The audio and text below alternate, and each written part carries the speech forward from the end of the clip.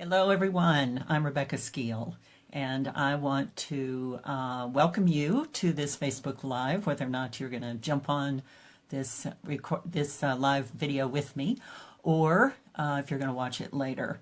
I am doing a series on sacred ambition stories that tell the story of people who have done the Sacred Ambition event, which is in August every year in Albuquerque, New Mexico. And I want to share real life stories of how people take the teachings from Sacred Ambition, how they apply it in their lives, whether or not they join the mentorship or not, and really begin to live from their sacred calling and their sacred ambition in the world.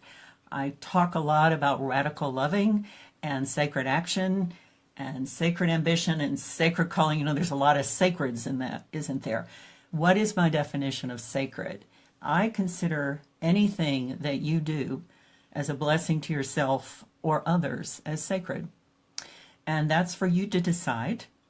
And so this is one of the things that people do when they come to the event. They begin to really look at their life from a different perspective, from different eyes. Like, what is my sacredness that I want to bring to the world? So I want to tell Deb's story today.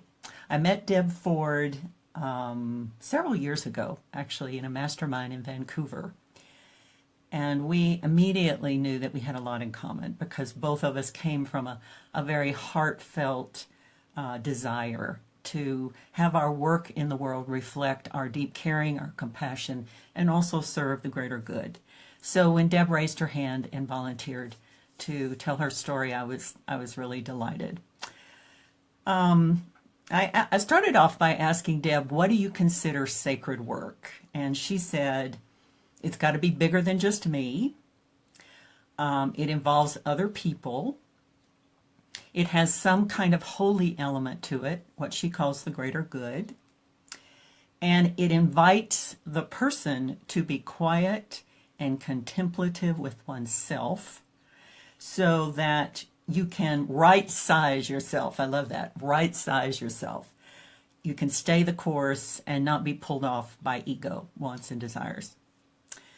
So Deb happened to come to the Sacred Ambition event several years ago and join the mentorship. And over the couple of years that she has been in this mentorship, she has really been listening inside to what was the way that she could bring her gifts and talents into the world and serve the world in the greatest way. Actually, I want to read the way she put it. She said, "What does the world need?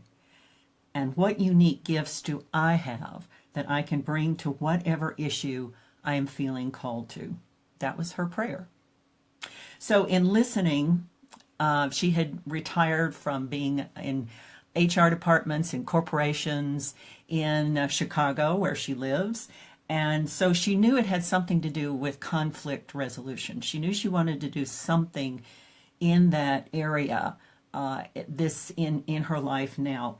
But she said, what surprised me was the direction of the conflict resolution, the approach that surfaced this year. I found myself wanting to do something about race relations, specifically the conflicts in race between African American women and white women, and at the same time address the unconscious but oh so prevalent issues for white women of white privilege.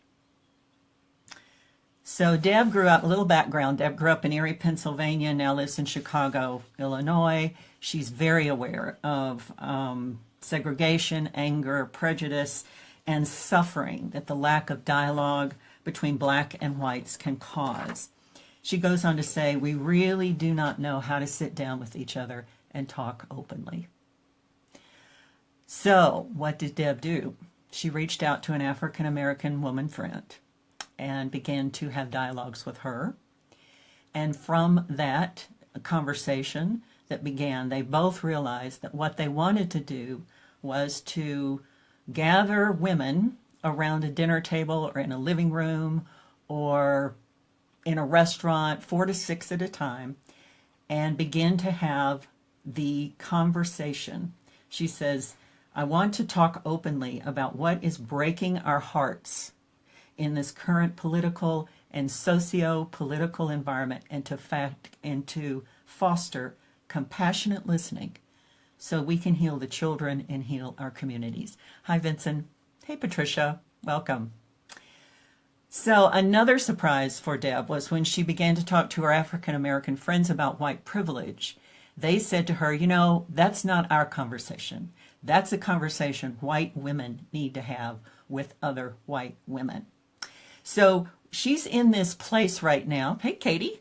She's in this place right now of really gathering information, of listening deeply, of researching, of just sitting and being with how this needs to unfold for her.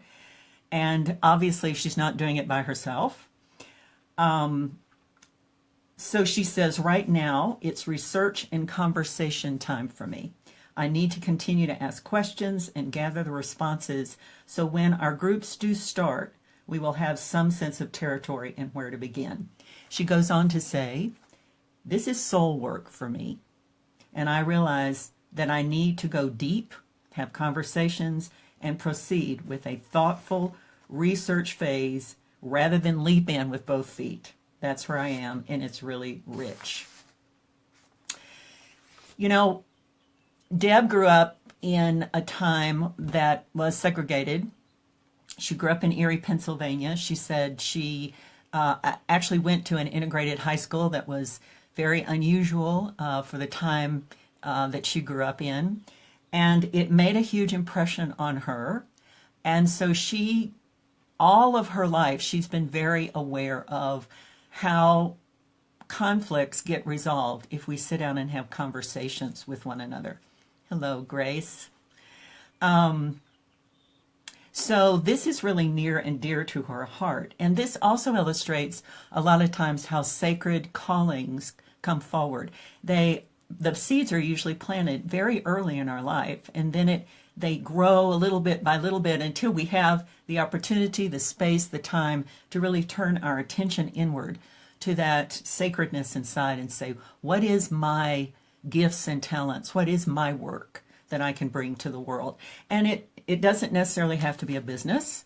It can be a project. It can be a social initiative like Deb is doing. It can be just the way you want to live your life.